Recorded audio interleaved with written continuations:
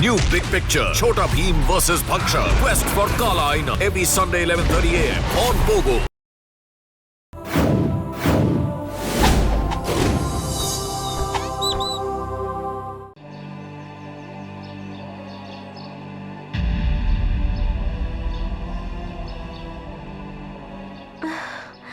कान्हा, ये बैलों को अचानक क्या हो गया? हाँ, वृंदावन में ऐसा विनाश पहले कभी नहीं देखा।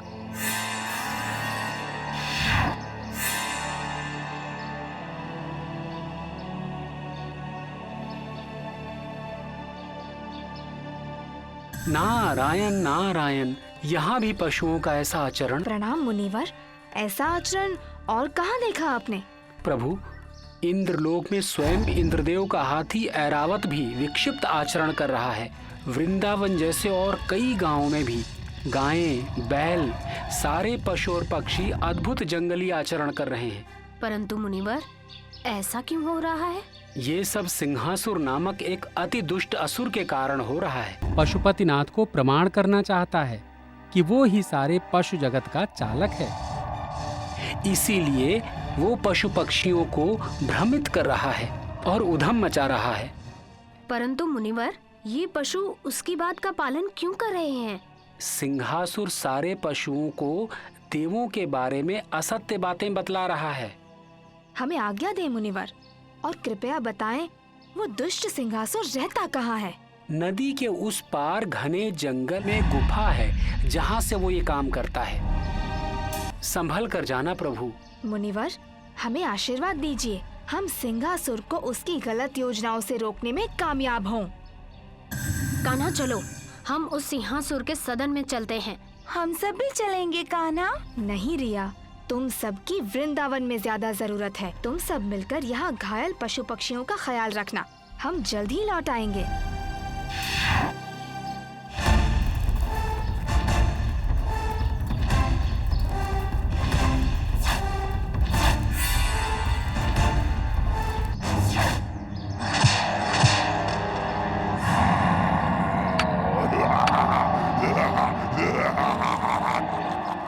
सिंहासुर के राज्य में श्री कृष्ण और बलराम का स्वागत है।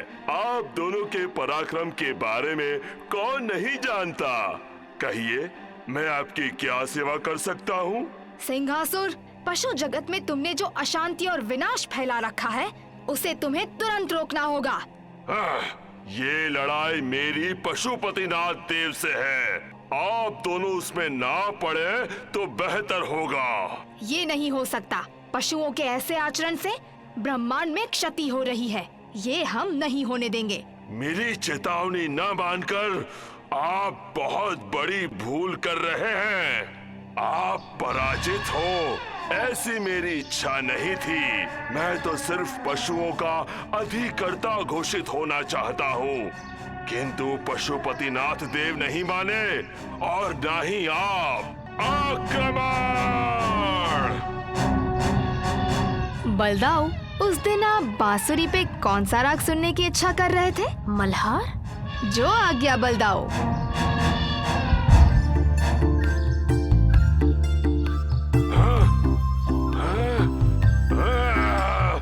ये क्या हो रहा है? मेरा आदेश है, आक्रमण करो।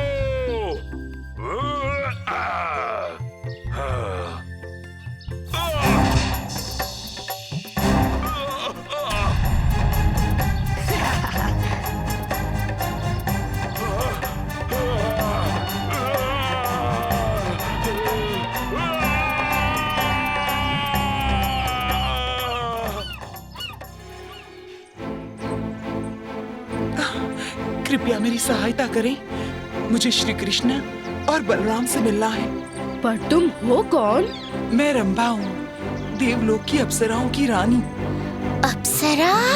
रानी? मुझे तो लगता है कोई बेचारी पगली है। मेरा विश्वास करें, एक मुनि के श्राप के कारण मेरा ये हाल हो गया है। अच्छा, पर अप्सरा हो तो वापस देवलोक क्यों नहीं चली जाती? वहाँ देवता कोई ना कोई उपाय सुझा तुम्हारी सहायता कर ही देंगे। मैं ये रूप लेकर वापस स्वर्गलोक नहीं जा सकती। देवगण मुझे देखकर मुंह फेर लेंगे और मेरी सखियां मुझ पर व्यंग करेंगी। यदि श्री कृष्ण और बलराम मेरी सहायता कर मुझे इस श्राप से मुक्त कर पाएं, केवल तभी मैं वापस स्वर्गलोक जा पाऊंगी। हमने सब सुन लिया रंभा देवी। कृपया आप बताइए, हम किस प्रकार आपकी सहायता कर सकते हैं? मुनिवर के श्राप को बदलने का क्या कोई उपाय है? शायद एक उपाय है। कृपया मेरे साथ चलिए।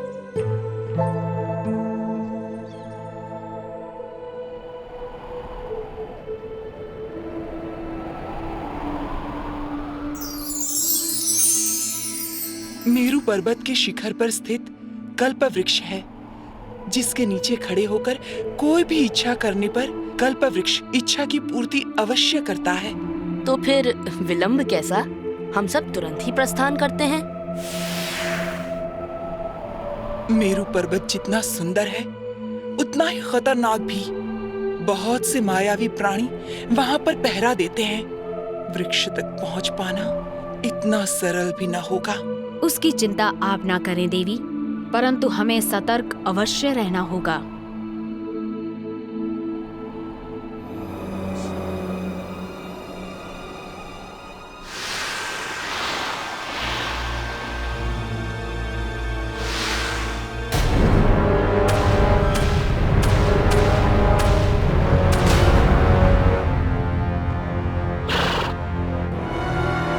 मैं कहता हूँ वापस लौट जाओ। तुम आगे प्रस्थान नहीं कर सकते हो। हम यहाँ से वापस लौटने नहीं, कल्पतरु तक पहुँचने के लिए आए हैं। तो अच्छा, तुम ऐसे नहीं मानोगे। अभी बताता हूँ।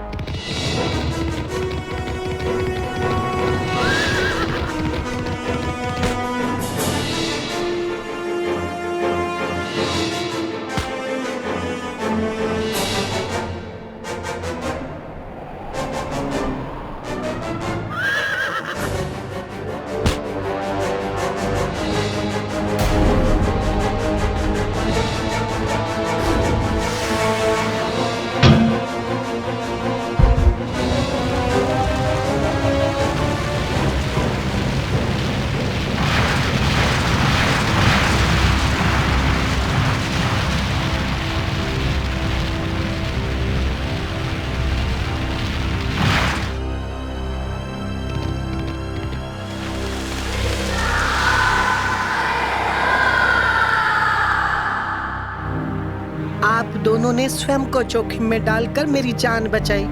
मैं आपका बहुत आभारी हूँ। ये दो बालक धरती लोक से आए श्री कृष्ण और बलराम हैं, जो मेरी सहायता करने के लिए मुझे कल्पवृक्ष की ओर ले जा रहे हैं। यहाँ से पर्वत के शिखर का रास्ता बहुत कठिन और लंबा है।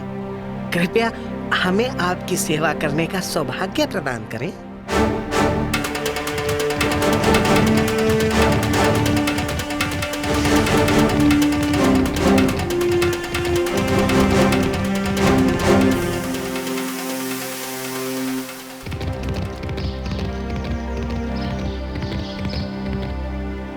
यहाँ से कल्पवृक्ष दूर नहीं, परंतु यहाँ से आगे जाने की हमें अनुमति नहीं है।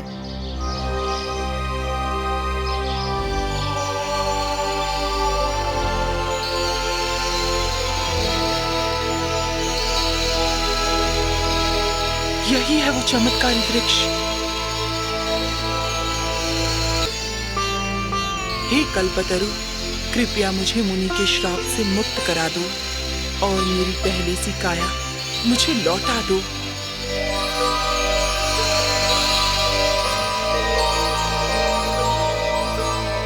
रंभा देवी, साथ ही ये प्रण भी ले लीजिए कि अब कभी किसी मुनिवर की तपस्या में विघ्न नहीं डालेंगी। कृष्णा